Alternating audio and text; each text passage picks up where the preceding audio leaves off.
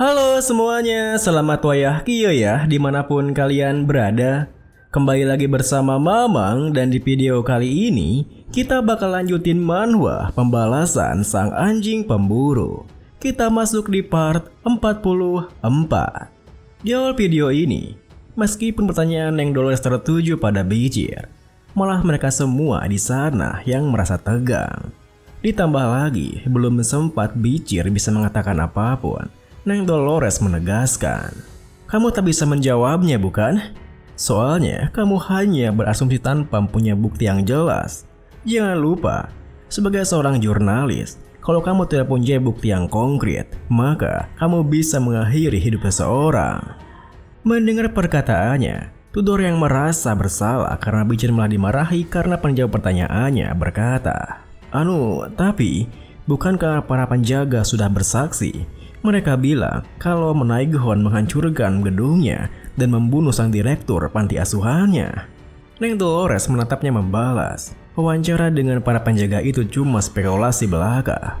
Terlebih, misteri sesungguhnya adalah hal yang ditemukan di ruang bawah tanah gedung panti asuhan itu.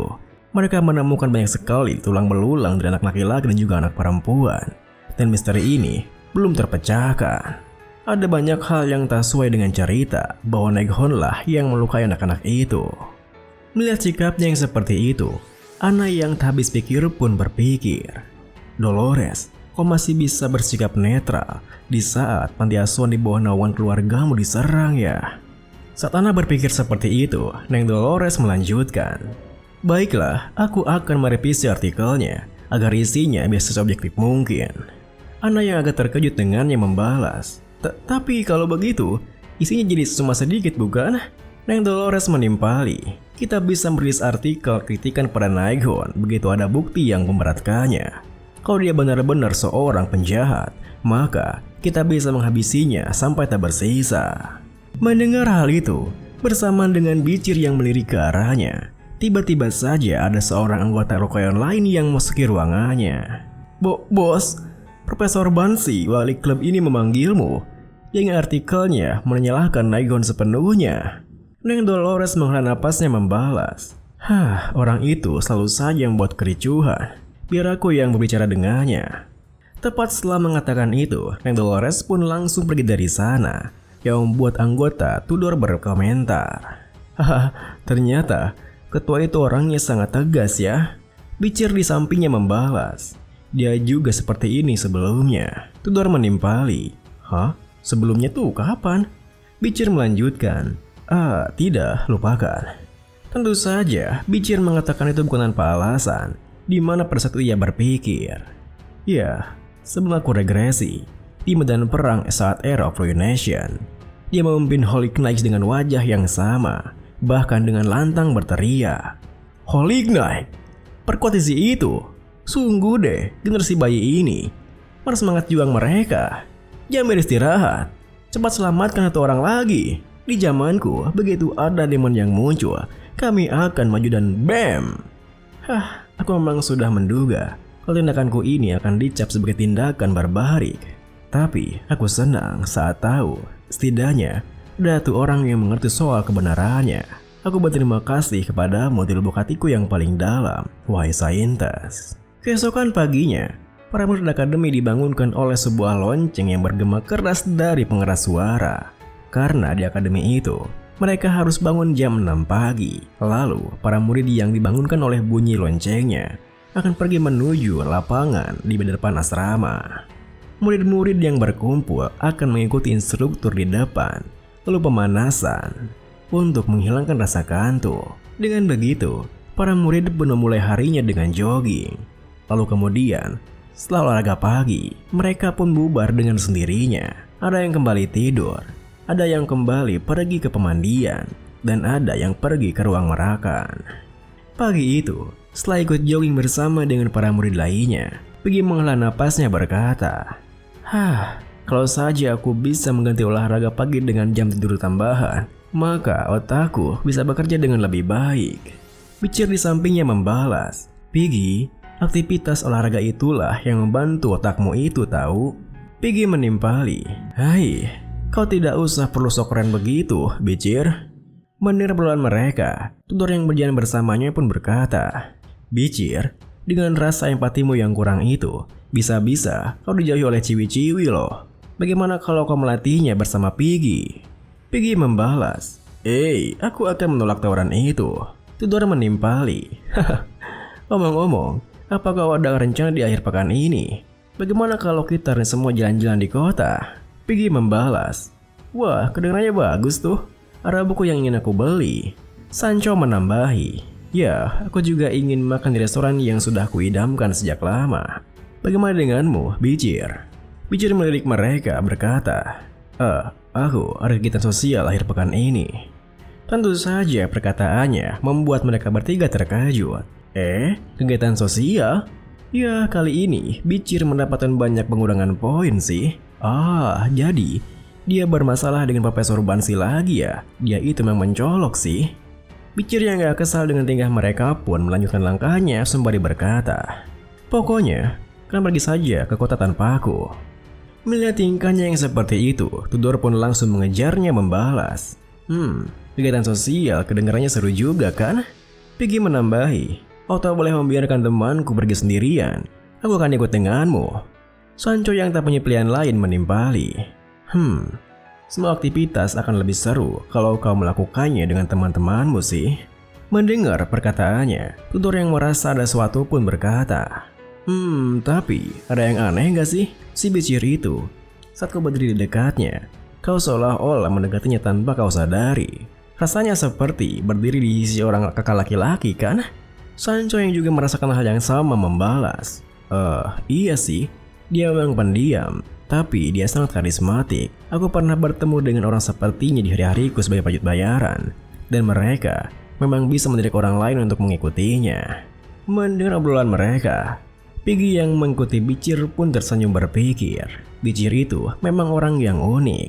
Bahkan orang-orang hebat seperti Tudor dari keluarga Don Quixote yang terkenal itu, sekaligus Sancho, prajurit dari North Mercenary Guild, terpikat padanya. Dan bahkan membantu orang culun seperti diriku di pesta penyambutan mahasiswa baru. Dia lihai dalam segalanya, mulai dari pelajaran sampai olahraga. Entah kenapa saat aku bersama Bicir, aku merasa bisa melakukan segalanya. Namun, saat Piggy memikirkan hal itu, tiba-tiba saja Bicir berbalik dengan tatapan tajamnya. Tentu saja hal itu membuat Piggy terkejut. Tetapi, tatapan tajamnya itu bukan tertuju kepadanya, melainkan pada seorang murid laki-laki yang baru saja melewati mereka bersama dua orang perempuan di rangkulannya. Lalu, di tengah keterkejutannya, Bicir bertanya, "Piggy, bukankah kau mengetahui semua murid yang ada di akademi ini? Apa kau tahu siapa orang itu?" Piggy yang merasa agak aneh membalas, Iya, orang yang berdiri di antara para gadis itu kan? Tentu saja aku tahu. Dia adalah pria tertampan di akademi ini, Payan Kuja, senior tahun kedua." Mendengar perkataannya, Bicir pun terus merhatikannya sembari berpikir, tak kusangka dia akan bertindak seberani ini. Upperton Corps Demon. Apa sebaiknya aku menyerangnya sekarang? Tidak, kalau kita bertempur di sini, maka korban jiwanya akan membludak. Aku tak boleh melibatkan pahlawan masa depan dalam urusan ini. Lalu, saat Bicir berpikir seperti itu, Tudor yang merasa aneh pun bertanya, Hei Bicir, kau kenapa?" Dengan datarnya, Bicir membalas, Hari ini aku agak mual, jadi aku akan tidur duluan." Tepat setelah mengatakan itu, Bicir pun melangkah pergi sembari berpikir, "Pertama-tama, aku harus mencari informasi yang lebih dalam. Aku akan mengikuti mereka terlebih dahulu." Namun, baru saja Bicir menggunakan skillnya Silent Hill Mususu, tiba-tiba saja Nyai Dolores muncul dari tangga yang dilewatinya, hingga mereka berdua pun bertabrakan. Gedebuk! Tentu saja, suara jatuhnya yang begitu nyaring sontak membuat Tudor, Piggy dan Sancho terkejut, dan mereka pun langsung berlari untuk membantunya. Ketua Dolores? Ketua, apa kau baik-baik saja? Hei Bicir, kenapa kau diam saja? Cepat minta maaf padanya." Seketika itu juga, Bicir meminta maaf padanya, yang membuat Nyai Dolores yang telah berdiri dibantu oleh Sancho berkata, Tidak, aku juga yang salah, karena tidak memperhatikan langkahku." Namun, meskipun ia mengatakan itu, yang Dolores sama sekali tak bisa mengindahkan rasa penasarannya yang buatnya berpikir. Tubuhnya terasa seperti tembok yang sangat keras. Aku juga tak merasakan hawa kehadirannya. Siapa sebenarnya anak ini? Di saat yang sama, Bicir juga berpikir. Ada terlalu banyak pasang mata di sini. Sepertinya aku harus menunda penyelidikanku. Apartemen Corpse Demon kali ini adalah Pain Kujak ya. Beberapa saat kemudian, murid Pain Kujak sendiri nampaknya membawa dua gadis yang dirangkulnya itu ke sebuah tempat yang gelap dan sepi. Hingga kedua gadis itu pun berkata, "Anu, ada apa Pain? Kenapa kamu membawaku ke tempat gelap begini? Ternyata kamu ini licik juga ya." Murid Pain Kujak membalas, "Ya, aku mau berita buruk bagi kalian." Tentu saja perkataannya membuat mereka berdua terkejut. Berita buruk? Ada apa? Murid Pain Kujak melanjutkan. Baru-baru ini ada orang yang terus mengganggu aktivitasku. Karenanya aku jadi tak bisa makan dengan teratur. Jadi selagi aku memeriksa siapa pelakunya, ternyata aku sedang menggunakan seragam akademi ini. Jadi dia mungkin sudah tahu kalau aku murid akademi ini. Mendengar hal itu, kedua gadisnya pun berkata, "Ada orang yang mengganggumu? Tak bisa dimaafkan. Kalau dia berani datang kemari, maka kami akan memberinya pelajaran. Kami akan selalu belajar di sisimu, Pain." Sembari menggunakan kekuatannya untuk melumat kedua gadis itu, murid Pain Kujak menuturkan, "Terima kasih semuanya. Hati kalian secantik wajah-wajah kalian. Kita akan terus bersama-sama hingga akhir hayatku." Orang yang mengenakan topeng wabah itu, kemampuannya setara dengan High Rank Graduator. Dia tidak akan mati dengan ledakan kecil begitu. Kalau dilihat berdasarkan fakta bahwa dia hanya mengincar sumber makananku, dia adalah orang yang bisa mendeteksi keberadaan para demon. Yang artinya dialah yang telah menghabisi Andromalius. Ternyata, seperti dugaan Bicir, murid Pain Kujak adalah seorang Apartemen Corpse Demon yang tengah menyamar, di mana yang sebenarnya ia adalah Nine Corpse dari Apartemen Corpse Demon bernama Dantalion. Keesokan harinya, setelah kelasnya usai, Bicir pun menghadiri kegiatan klubnya di Rukeon, di mana di depan lembaran kertas di depannya, Anna menuturkan, akhir-akhir ini ada banyak insiden yang terjadi. Aku sudah menyortir semua insiden yang terjadi, baik di internal ataupun eksternal akademi bersama dengan Dolores dan membawanya kemari. Karena Roko yang kekurangan orang, aku ingin murid-murid tahun pertama ikut bergabung. Semuanya, ambillah kasus yang ingin kalian selidiki. Tulislah artikel soal itu, dan bawa artikel itu kepadaku. Meski hal itu membuat Peggy merasa bersemangat karena akhirnya ia bisa menulis artikel pertamanya untuk Rukeon. Bianca di sampingnya yang merasa aneh bertanya. Setelah dilihat lagi, jumlah insidennya banyak sekali. Apa yang sebenarnya terjadi di ibu kota? Tentu saja, Bianca bertanya seperti itu bukan tanpa alasan, di mana ia telah membaca beberapa artikel insiden yang berbeda-beda. Di antaranya adalah artikel pertama, peringatan serius. Ada seorang teroris yang mengancam ingin meracuni sungai Penesior, ibu kota Kekaisaran Roh. Investigasi yang dikepalai Leviathan sedang berlangsung. Artikel kedua, menghilangnya seorang aktor yang tampan. Aktor B menghilang setelah dia pulang dari pertunjukan. Kabarnya pelakunya adalah penggemar fanatiknya. Artikel ketiga, kasus pembunuhan misterius. Sebuah keluarga ditemukan terpenggal di kediaman mereka. Artikel keempat, penusukan acak di jalanan. Seorang pria yang diketahui sebagai A dihukum mati karena telah melukai banyak orang di jalanan. Dia terus mengaku bahwa dia bukanlah pelakunya dan mengatakan bahwa wajahnya telah diubah oleh seseorang. Artikel kelima, kasus orang menghilang semakin meningkat. Penesior semakin tidak aman. Pelakunya masih belum diketahui. Jangan-jangan ini perbuatannya Naighon. Artikel keenam, kasus menghilang di akademi. 3 murid dari akademi dilaporkan menghilang. Mereka selalu bersama-sama dan banyak saksi yang pernah melihat mereka. Apa ini hanya kisah romantisme yang aneh? Di antara artikel-artikel tersebut, perhatian Bicir tertuju pada artikel ke-6, di mana orang yang ia curigai sebagai salah satu Apartemen Corpse Demon dilaporkan menghilang. Jam demi jam pun berlalu. Di tengah malam yang begitu hening, terlihat seorang pria yang membuka matanya di samping istrinya yang masih tertidur. Kemudian, tanpa membangunkan istrinya, pria itu yang mana ternyata adalah Dantalion, Nine Corpse Demon yang sedang menyamar, berjalan ke ruang tamunya, di mana para bawahannya telah menunggunya. Jadi, apa kalian sudah mencari tahu soal si pria bertopeng wabah misterius itu?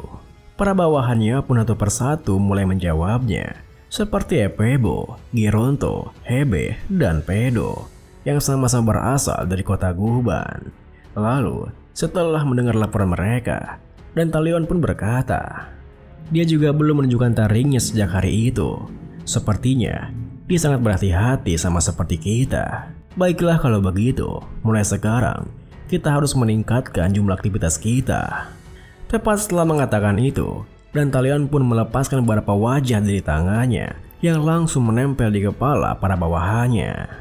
Lalu, bersama dengan wajah para bawahannya yang mulai berubah, Dantalion melanjutkan, aku akan mengembangkan wajahku kepada kalian. Keluarlah di siang hari dan cari informasi soal orang itu.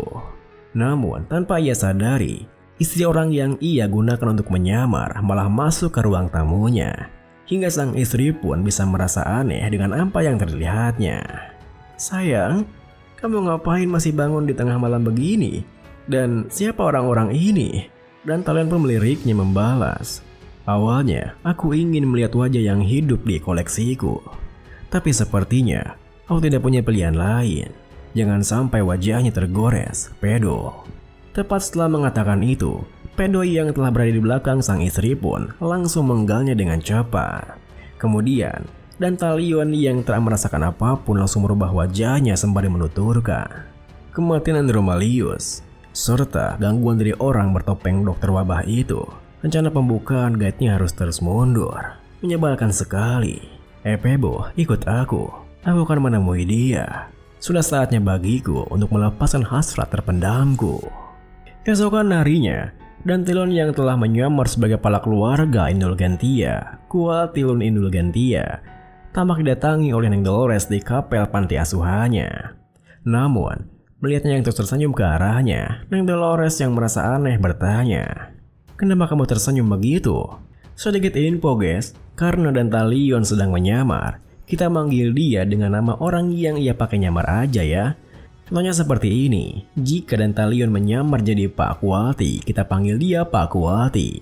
Dan jika Dantalion menyamar jadi Pak Mulyono, maka kita manggilnya Pak Mulyono ya. Dan seterusnya pun begitu. Pak Kualti membalas, bagaimana mungkin aku tidak bisa melakukannya saat aku bisa berdiri di hadapan seorang saintis secantik dirimu. Dengan wajah seriusnya, Neng Dolores menimpali, tujuanku kemari bukan untuk bercengkrama denganmu, Sir Kualti. Mendengar perkataannya, Pak Kualti pun segera mengalihkan topik pembicaraannya. Haha, aku sempat khawatir karena sang saintis tak mengunjungi kami selama beberapa waktu terakhir. Neng Dolores membalas, akhir-akhir ini kasus pembunuhan dan penculikan semakin banyak, jadi aku sibuk mengurus hal itu. Pak Kualti menimpali, sepertinya kehidupan akademimu membuatmu sibuk. Dunia semakin gelap dan berbahaya. Tentu saja, apa yang dikatakannya itu hanyalah akting semata. Karena pelaku dibalik semua insiden itu adalah dirinya sendiri. Meskipun begitu, Neng Dolores yang tak mengetahuinya berpikir, Kualti Lun Indulgentia, kepala keluarga Indulgentia, cabang dari keluarga Quo Vadis. Kalau dilihat dari luar, keluarga ini mengoperasikan panti asuhan, gereja, dan rumah sakit dengan menggunakan dana Quo Vadis. Sehingga mereka terkesan sebagai keluarga yang dermawan. Tapi sebenarnya, mereka mendukung pesta poya-poya untuk memuaskan nafsu mereka yang disukai oleh para bangsawan-bangsawan yang kotor. Perang bermuka dua, dia pasti menyembunyikan sesuatu. Lalu, saat ia berpikir seperti itu, Pak Kualti mendekat bertanya, jadi, apa yang membawamu kemari? Neng Dolores menatapnya membalas, aku datang untuk meminta penghapusan sistem pesta-pesta itu. Mempunyai uang bukan berarti orang itu langsung terbebas dari dosa. Sistem ini salah besar. Pak Kualti menimpali, terus kenapa? Sistem pesta ini sudah termasuk hukum dari gereja. Bukankah menyalurkan uang dalam jumlah masif sudah cukup sebagai penghukuman mereka? Neng Dolores melanjutkan, Dosa itu adalah hal yang kamu akui kepada Tuhan, dan kamu baru diampuni setelah menerima hukuman yang pantas. Sistem pesta yang ada tidak akan pernah menyelamatkan siapapun. Mendengar hal itu, Pak Kualti pun berbalik membelakanginya berkata, "Aku hanya mengikuti doktrin gereja. Sebaiknya kau diskusikan ini dengan sang kardinal yang merupakan ayahmu. Silakan pergi sekarang. Kudengar akan ada beberapa murid akademi yang akan menjalani bakti sosial hari ini. Kita tidak perlu membahas masalah internal keluarga Quo Vadis di hadapan para junior itu, kan?" Seketika itu juga, Neng Dolores melangkah pergi sembari membalas, "Baiklah, aku akan kembali untuk membahas ini." Pak Kualti yang tak tahan dengan hasratnya pun tentu saja memperhatikan kepergiannya sembari berpikir, "Sangat cantik, cantik sekali, cantik. Aku nyaris tak bisa membendung hasratku untuk memilikinya. Tapi aku harus menahan diri untuk sekarang. Sang saintes adalah makhluk terindah yang pernah kutemukan di dunia ini. Begitu dunia dilanda kekacauan, di mana raut wajahnya akan menunjukkan ekspresi keputusasaan. Itulah waktu yang tepat untuk memilikinya. Aku harus cepat-cepat membuka gate itu. Cepatlah datang, wahai era of ruination." Kita beralih pada Bicir yang nampaknya telah tiba di depan panti asuhan untuk bakti sosialnya. Lalu sembari memperhatikan suasana di sana, Bicir berpikir, apa ini tempatnya? Panti asuhan yang ditemukan Cindy Wendy setelah menyelidiki buku kas Andromalius. Apatan Corps Demon pasti menggunakan tempat ini sebagai orang sarang mereka. Apa tempat ini juga merupakan properti milik keluarga Quo Vadis? Kalau para demon sampai berhasil menyusup keluarga Swordman of Blood and Iron dan Divine Holy Clan, maka artinya keluarga lain sudah pasti telah disusupi juga. Setelah insiden gerdakan itu, Sang Naigon menjadi figur terkenal. Padahal, aku ingin menyelidiki panti asuhan ini dengan berpura-pura sebagai seorang murid yang ingin bakti sosial. Tapi, kenapa mereka malah ikut aku sih? Ide ini pun diakhiri dengan, saat Bicir berpikir seperti itu, Tudori yang mengikutinya bersama Piggy dan juga Sancho berangkat berkata, "Wah, apa ini panti asuhan tempat kita bekerja nanti? Yo, Bicir, kau harus bersyukur. Kau teman-temanmu ini mau menemanimu ikut bakti sosial loh." Bicir membalas, "Aku tak ingin minta bantuan kalian." Pada saat itu, Bicir yang tak bisa menolaknya berpikir, sepertinya ini bakal merepotkan.